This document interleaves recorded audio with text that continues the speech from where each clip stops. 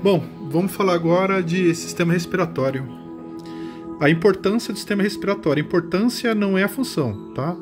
Vamos lá, ele promove a hematose, que é a troca do CO2 por oxigênio, feito nos pulmões.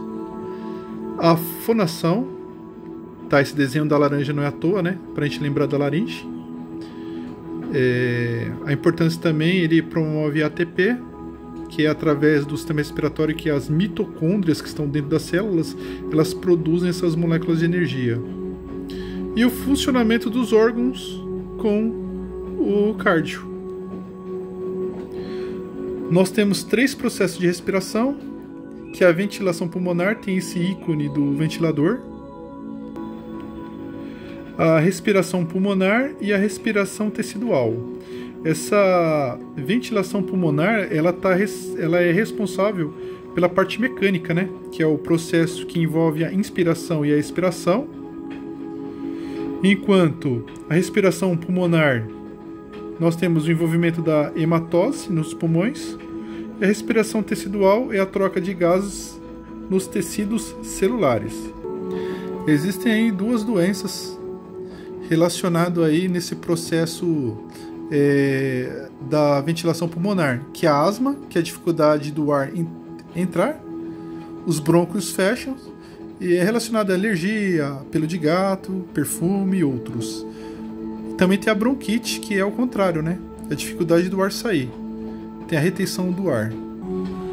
Agora, falando em sistema respiratório, tem as estruturas, que é a narina, o nariz, a cavidade nasal. Dentro da cavidade nasal, nós temos as conchas nasais, os meatos nasais e os seios paranasais. A faringe, a laringe, a traqueia, os brônquios, os bronquiolos e os alveolares. O professor também passou essa estrutura mais expandida, que é a narinas, nariz, cavidade nasal, conchas nasais, meatos nasal, seios paranasais, faringe, laringe, traqueia, as pleuras que revestem os pulmões, a cavidade pleural, o hino pulmonar, pulmões, brônquios, bronquiolos, bronquíolos terminais, bronquíolos respiratórios, duplo alveolar, saco alveolar, alveolos e músculos respiratórios. Agora sim, a função do sistema respiratório. Ele controla o pH do sangue. O sistema respiratório é um regulador do pH sanguíneo. Quanto mais CO2 nós tivermos no sangue, maior a concentração de íons hidro. Ele tem essa simbologia do H+. Aqui embaixo eu coloquei. O pH normal varia entre 7,35 a 7,45. Quanto mais oxigênio tiver no sangue, mais ele fica alcalino. E quanto mais CO2, mais ácido ele fica. Existe um exame para verificar isso aí, que é o exame de gasometria. Vamos lá. Outra função é filtrar, aquecer e umidificar o ar.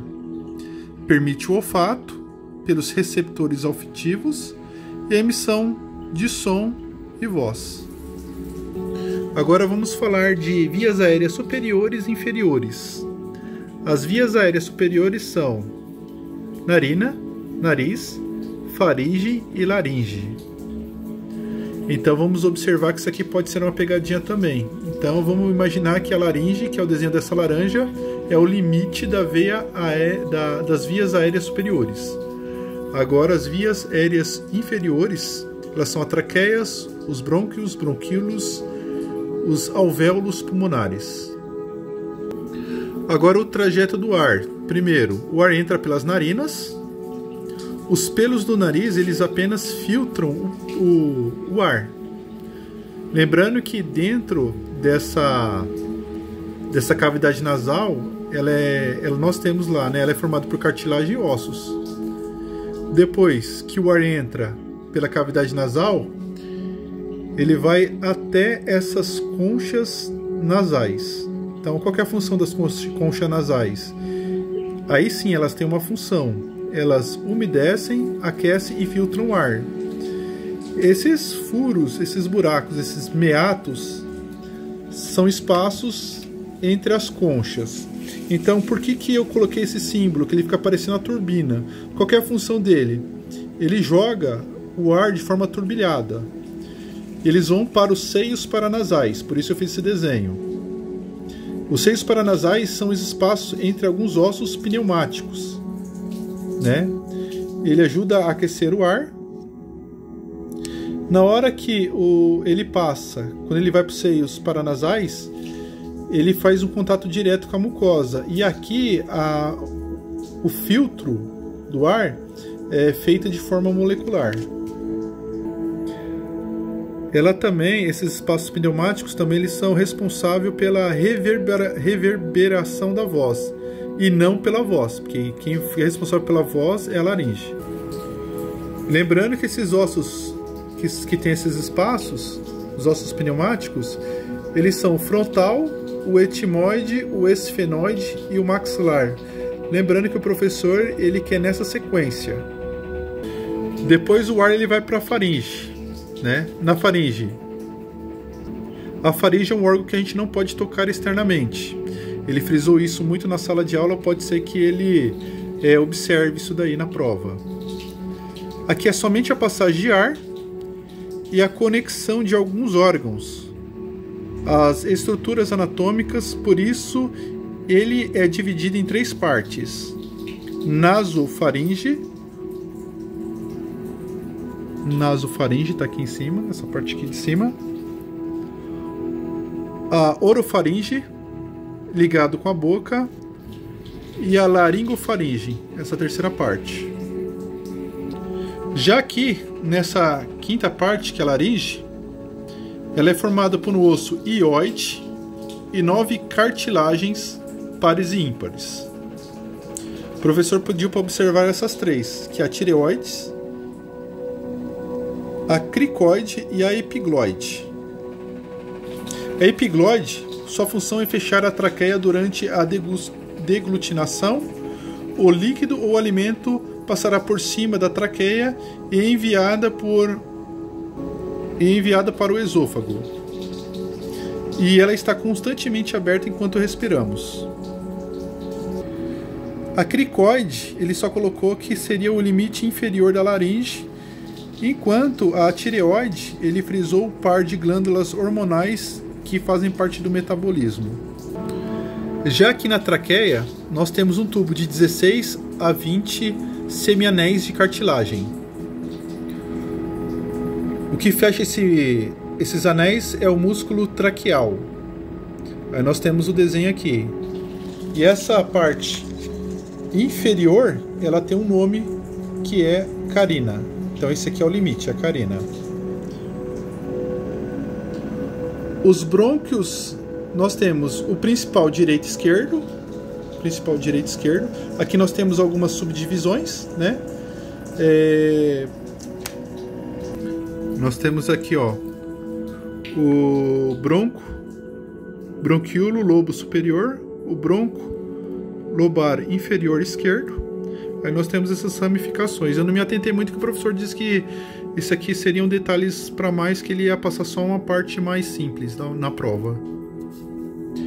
Depois dos bronquíolos respiratórios, nós temos os alvéolos, é onde ocorre a hematose. Alvéolo quando está sozinho, quando está esse grupo, nós chamamos de saco alveolar. Lembrando também que os brônquio principal, que são essas partes aqui, ó, até os alvéolos, eles estão todos dentro do pulmão. Já aqui nos pulmões, nós temos, lembrando que o pulmão esquerdo, por causa do coração, é menor, enquanto o do direito é maior, e também ele tem, do lado direito, nós temos 3 divisões, que é o lobo superior, o lobus médio e o lobus inferior. O coração também ele tem 3 camadas, assim como o coração. Essas camadas se chamam pleuras. De fora nós temos a pleura parietal, a de dentro a visceral, e também há um líquido entre a pleura. Já que na parte esquerda nós só temos essa divisão superior e inferior. O hilo pulmonar é a conexão do pulmão com partes externas. Lá nós temos duas veias, uma artéria e o bronco principal, que é conectado nele. E o professor só passou isso aqui com relação ao diafragma, né? Que é o principal músculo do sistema respiratório. Ficou faltando ainda da aula sobre o sistema cardiovascular, sobre o sangue, né? O sangue é um tecido líquido formado por células e matriz extracelular. Nós conhecemos como plasma também. Aí tá aqui, eu fiz o desenho. A matriz extracelular, ou plasma, ele é composto por água, sais minerais e compostos orgânicos. Enquanto essa parte de baixo são as células, que é dividida em três tipos. Os eritrócitos, que também são células vermelhas ou hemácias. Os eritrócitos transportam oxigênio, gás carbônico e ferro. Também nós temos os glóbulos brancos, que são os leucócitos, os trombócitos e as plaquetas, que são responsáveis pela coagulação. O professor passou que o HIV é um vírus que destrói as células de defesa, porém só destrói o tipo T, que são aquelas que percebem os invasores.